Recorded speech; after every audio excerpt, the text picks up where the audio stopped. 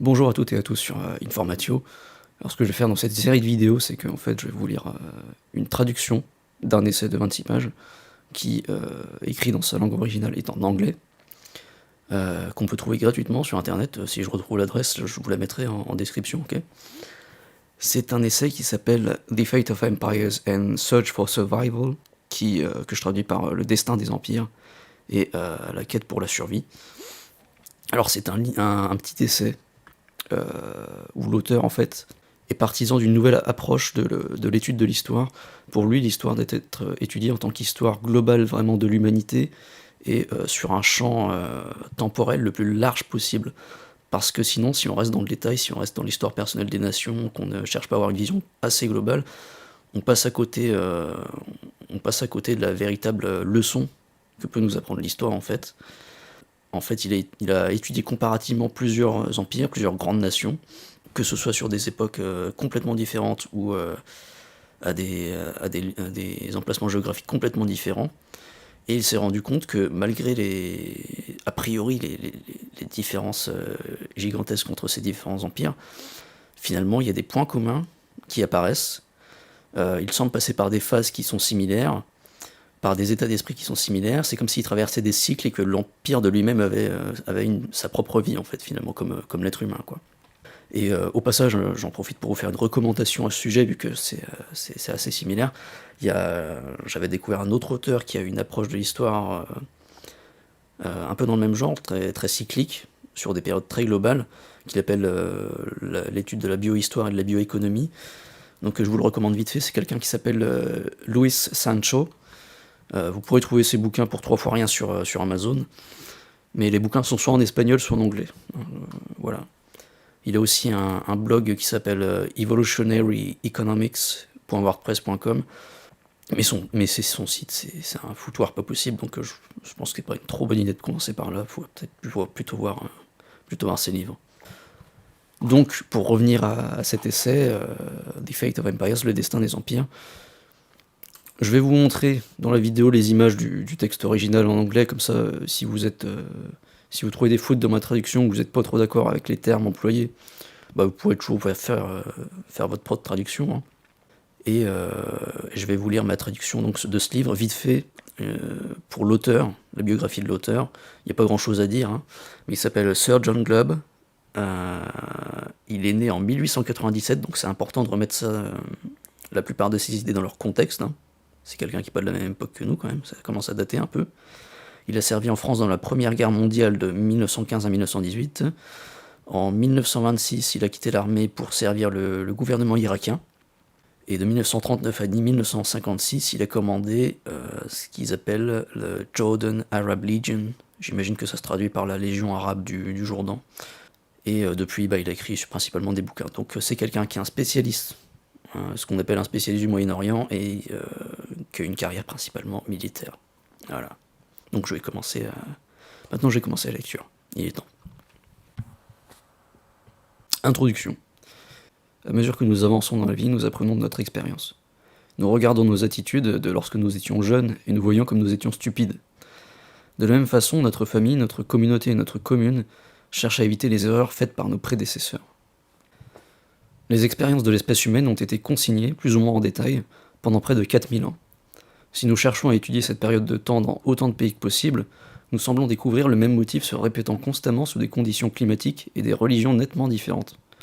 Certainement, nous nous demandons, si nous étudions calmement et impartialement l'histoire des institutions humaines et leur développement pendant ces 4000 ans, ne parviendrions-nous pas à des conclusions résolvant nos problèmes actuels ? Car tout ce qui se passe autour de nous s'est déjà passé maintes fois déjà. Une telle idée ne semble jamais avoir traversé l'esprit de nos historiens. En général, l'enseignement de l'histoire à l'école se limite à cette petite île, il parle ici de l'Angleterre.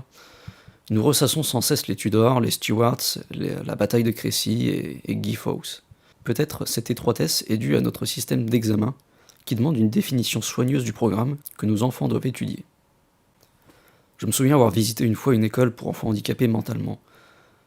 Entre guillemets, nos enfants n'ont pas à passer d'examen, me dit le directeur, et donc nous pouvons leur apprendre des choses qui leur seront vraiment utiles dans la vie. Peu importe de quelle manière, la thèse que je souhaite proposer est que de précieuses leçons pourraient être apprises si l'histoire des 4000 dernières années eussent été rigoureusement et impartialement étudiés. Dans ces 2 articles, publiés pour la première fois dans le Blackwoods Magazine, j'ai tenté de dessiner brièvement le genre de leçons que nous pourrions apprendre. Mon plaidoyer est que l'histoire devrait être enseignée comme l'histoire de l'humanité, et non d'une petite nation ou d'une brève période. Chapitre 1. Apprendre de l'histoire.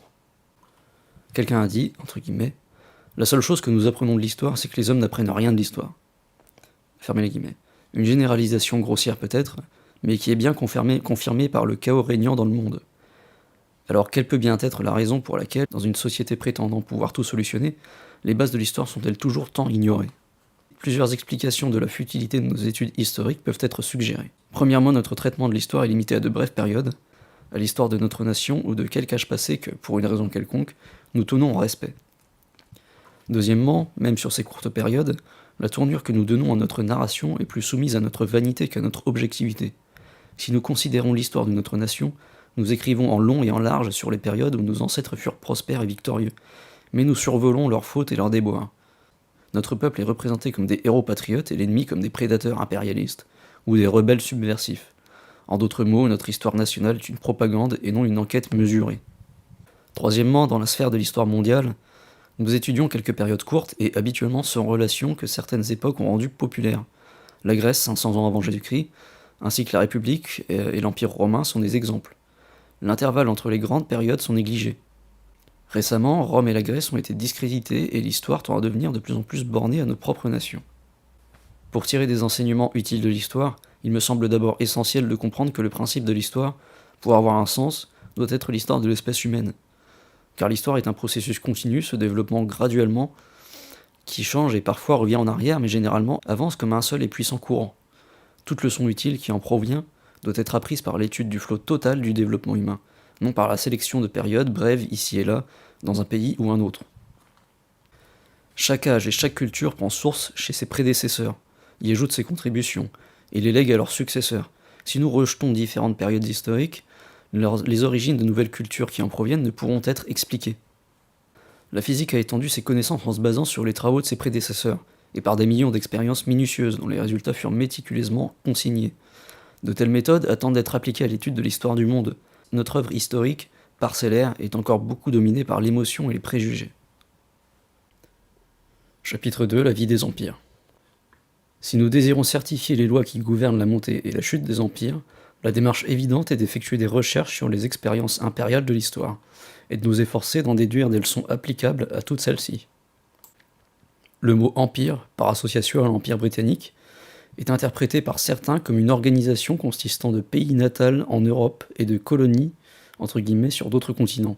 Dans cet essai, le terme « empire » est utilisé pour signifier ce qu'on appelle aujourd'hui une superpuissance. La plupart des empires dans l'histoire furent de larges territoires ne possédant quasiment pas de terre outre-mer. Nous possédons une quantité d'informations considérable sur de nombreux empires rapportés dans l'histoire, ainsi que sur leurs vicissitudes et leur durée de vie. Par exemple, et là, vous verrez à l'écran, il nous montre un tableau que je ne vais pas vous lire en détail.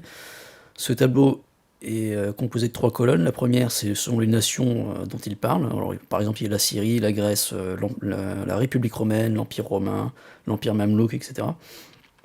La deuxième colonne correspond à ce qui est estimé comme la date de naissance et de chute de ces empires. Et la troisième colonne, donc à partir de ces dates, nous donne la durée de vie de ces empires. Cette liste exige des commentaires. 1. L'auteur explore les faits et ne cherche rien à prouver. Les dates données sont en grande partie arbitraires. Les empires ne commencent normalement pas ni ne cessent à une date donnée. Il y a normalement une période graduelle d'expansion et une période de déclin. La similarité de durée de ces superpuissances peut être questionnée. Les affaires humaines sont soumises à beaucoup d'aléas et on peut s'attendre à pouvoir les calculer avec une précision mathématique. 2. Cependant, nous pouvons penser qu'il existe une similitude suffisante dans ces durées de vie pour qu'elle justifie une étude plus poussée. 3. La division de Rome en 2 périodes peut paraître injustifiée. La première, la période républicaine, date du temps où Rome était la maîtresse de l'Italie et s'achève à l'accession d'Auguste. La période impériale s'étend de l'accession d'Auguste à la mort de Marc Aurèle. Il est vrai que l'Empire survécut de manière nominale plus d'un siècle après cette date, mais au prix d'une constante confusion, de rébellions, de guerres civiles et d'invasions barbares. 4. tous les empires n'ont pas perduré jusqu'au bout de leur durée de vie. L'empire babylonien de Nebuchadnezzar, par exemple, fut renversé par Cyrus après une durée de vie de quelques 74 années. 5. Une déduction intéressante des chiffres semble que la durée des empires ne dépend pas de la vitesse de locomotion ou de la nature des armes. Les Assyriens marchèrent à pied et combattirent avec lances et arcs à flèches. L'Empire britannique usa de l'artillerie, des chemins de fer et de navires traversant les océans. Pourtant, les deux empires ont duré sur une période approximativement égale. La tendance aujourd'hui est de dire que nous sommes à l'âge des Jets, et qu'en conséquence, il n'y a rien à apprendre pour nous des empires passés. Une telle attitude semble erronée. 6. Il est tentant de comparer les vies des empires à celles des humains. Nous pourrions prendre un chiffre et dire que la vie moyenne d'un humain est de 70 années. Tous les humains ne vivent pas exactement 70 ans. Certains meurent dans la petite enfance, d'autres meurent d'accidents au méridien de leur vie, certains survivent jusqu'à 80 ou 90 ans. Cependant, aux dépens de ces exceptions, nous pensons justifier de dire que 70 années sont une estimation honnête de l'espérance de vie moyenne d'une personne. 7. Il est possible à ce stade de pouvoir tirer certaines conclusions. Petit a. Malgré les accidents de la fortune, les circonstances apparentes de la race humaine à différentes époques, les durées des divers empires montrent une similarité remarquable. Petit b. Des changements considérables dans les technologies de transport et les mutations de la guerre ne semblent pas affecter l'espérance de vie d'un empire. Petit c. Ces changements des technologies de transport et de la guerre ont cependant affecté la forme des empires.